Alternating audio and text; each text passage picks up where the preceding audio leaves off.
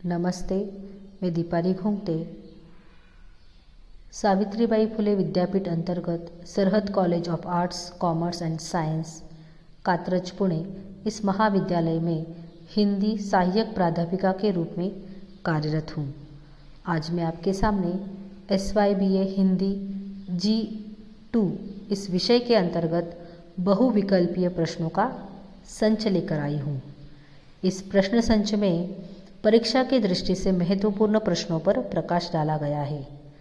4th semester के पाठ्यक्रम पर यह आधारित प्रश्न संच है। तो पहला जो प्रश्न है हम उसकी ओर मुड़ते हैं। इस प्रश्न संच में प्रश्न और उस प्रश्न के लिए चार विकल्प दिए गए हैं और उस विकल्प में से आपको सही उत्तर चुनना है। तो जो पहला सवाल है वो हम देखते हैं यहाँ पर। पहला सवाल है, कितनी रोटी यह रचना किसकी है? और इस प्रश्न के लिए 4 विकल्प है। पहला विकल्प है ओम प्रकाश वाल्मीकि, दूसरा विकल्प है अशोक चक्रधर, तीसरा विकल्प है अज्ञे और चौथा विकल्प है उपरयुक्त में से कोई नहीं। और इस प्रश्न का सही जवाब है ओम प्रकाश वाल्मीकि अर्थात पहला विकल्प। दूसरा प्रश्न हम देखते हैं। तीनों बंदर बापू की कविता में देश के कौन से महान नेता का उल्लेख किया गया है? देखिए, जो नागार्जुन की कविता है तीनों बंदर बापू के, इस कविता में देश के कौन से महान नेता का उल्लेख किया गया है, यह प्रश्न है। और इसके लिए भी 4 पर्याय यहाँ पर दिए हैं अर्थात विकल्प दिए हैं। पहला विकल्प है महात्मा गांधी, दूसरा विकल्प है महात्मा फुले, तीसरा विकल्प है लोकमान्य तिलक, चौथा विकल्प है उपरयुक्त में से कोई नहीं। और इस प्रश्न का सही जवाब है महात्मा गांधी। हम आगे का प्रश्न देखते हैं।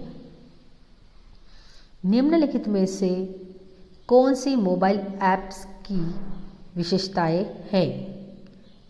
और इसके लिए भी हमें 4 विकल्प दिए हैं। तो पहला विकल्प है आसान उपयोग, खास फीचर, आसान उपलब्धता, उपरयुक्त में से सभी। तो देखिए, मोबाइल ऐप्स की विशेषता यहाँ पर हमें बतानी है और इस प्रश्न का सही जो उत्तर है वो है उपरयुक्त में से सभी। अर्थात मोबाइल ऐप्स की आसान उपयोग, खास फीचर, आसान उपलब्धता, ये तीनों भी विशेषताएं हैं, इसलिए उत्तर आएगा उपरयुक्त में से सभी। आगे वाला जो सवाल है वो इस प्रकार है, साक्षात्कार को अंग्रेजी में क्या कहते हैं? और इसके लिए भी हमें 4 विकल्प दिए गए हैं। पहला विकल्प है इंटरव्यू, दूसरा विकल्प है इंट्रोडक्शन, तीसरा विकल्प है इंटरप्ट और चौथा विकल्प है उपरयुक्त में से कोई नहीं।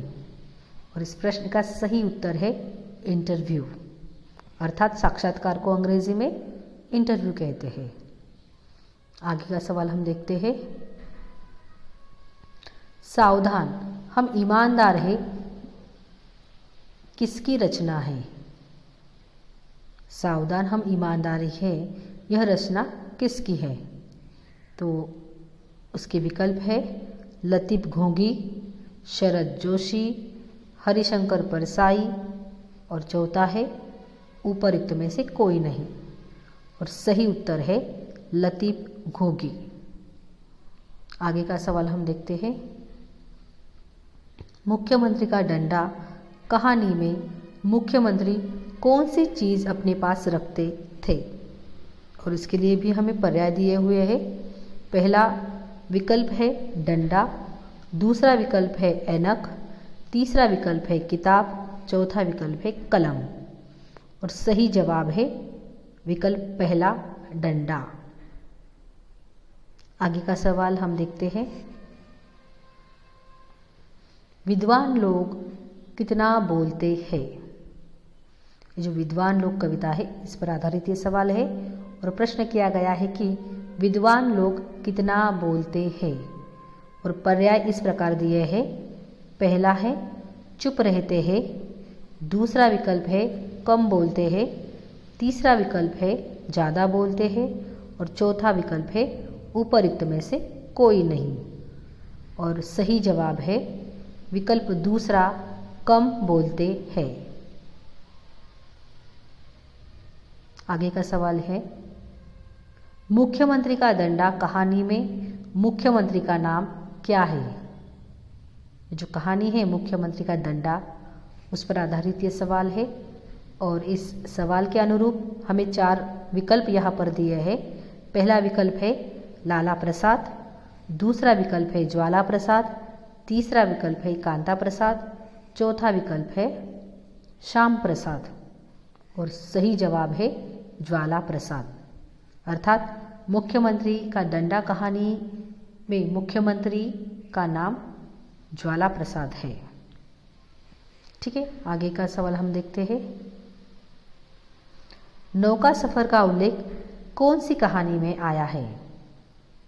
देखिए, SYBA G2 के अंतर्गत 4th सेमेस्टर में हमने व्यंग्य साहित्य का अध्ययन किया है और इस व्यंग्य साहित्य में, कहानी साहित्य में हमने जो कहानियाँ पढ़ी है उसमें से किसी एक में नौका सफ़र का उल्लेख किया गया है।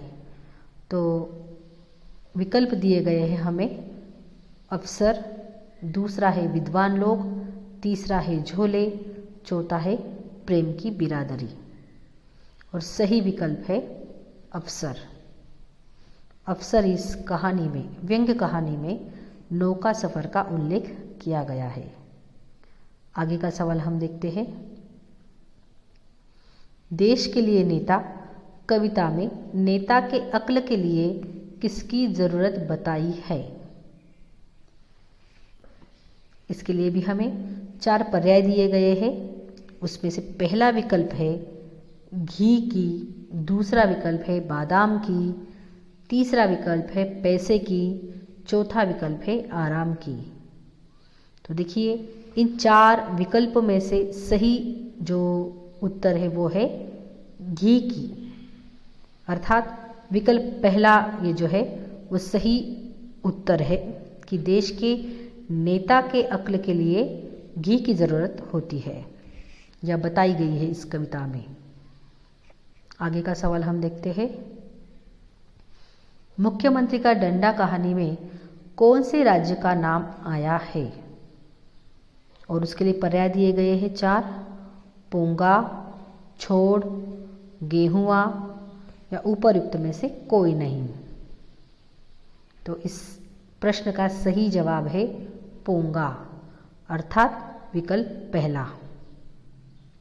आगे का सवाल हम देखते हैं। गंगानाथ नाम के व्यक्ति का उल्लेख कौन सी कविता में किया है? अर्थात गंगानाथ यह नाम किस कविता में आया हुआ है यह हमें बताना है और इसके लिए भी 4 विकल्प दिए हैं। पहला विकल्प है कितनी रोटी, दूसरा विकल्प है देश के लिए नेता, चौथा विकल्प है बात बतंगड़ और चौथा विकल्प है उपयुक्त में से कोई नहीं। और सही जवाब है कितनी रोटी, अर्थात विकल्प पहला। आगे का सवाल हम देखते हैं। बात बतंगड़ कविता में किसे केंद्र में रखा है?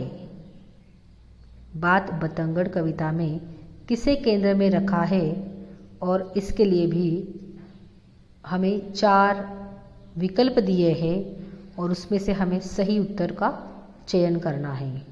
तो पहला विकल्प है बात को, दूसरा विकल्प है गीत को, तीसरा विकल्प है कहानी को और चौथा विकल्प है उपयुक्त में से कोई नहीं।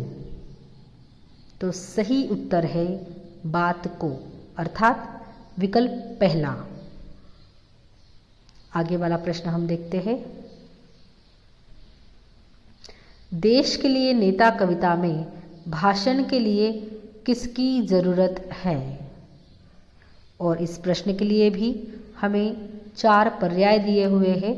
तो पहला जो विकल्प है वो है जनता की, दूसरा विकल्प है विषय की, तीसरा विकल्प है मुद्दों की, चौथा विकल्प है उपयुक्त में से कोई नहीं और सही जवाब है जनता की, अर्थात विकल्प पहला। एक अंतिम जो प्रश्न है वो हम देखने वाले हैं यहाँ पर। बात बतंगड़ यह रचना किसकी है? देखिए, बात बतंगड़ यह रचना किसकी है और इसके लिए भी हमें 4 विकल्प दिए गए हैं। उसमें से पहला विकल्प है काका हाथरसी, दूसरा विकल्प है अशोक चक्रधर, तीसरा विकल्प है शरद जोशी, चौथा विकल्प है उपयुक्त में से कोई नहीं और सही जवाब है काका हाथरसी, काका हाथरसी। तो इस प्रकार से कुल मिलाकर हमने यहाँ पर 15 जो सवाल है महत्वपूर्ण उस पर चर्चा की है, उस पर प्रकाश डाला हुआ है। तो इसी प्रकार से जो विद्यापीठ की ओर से जो एग्ज़ाम होगी, परीक्षा होगी, इसी प्रकार से प्रश्न आपको पूछे जाएंगे और आपको 4 विकल्प दिए जाएंगे, उसमें से सही विकल्प का चयन करना है। तो हम यहाँ पर रुकते हैं। धन्यवाद।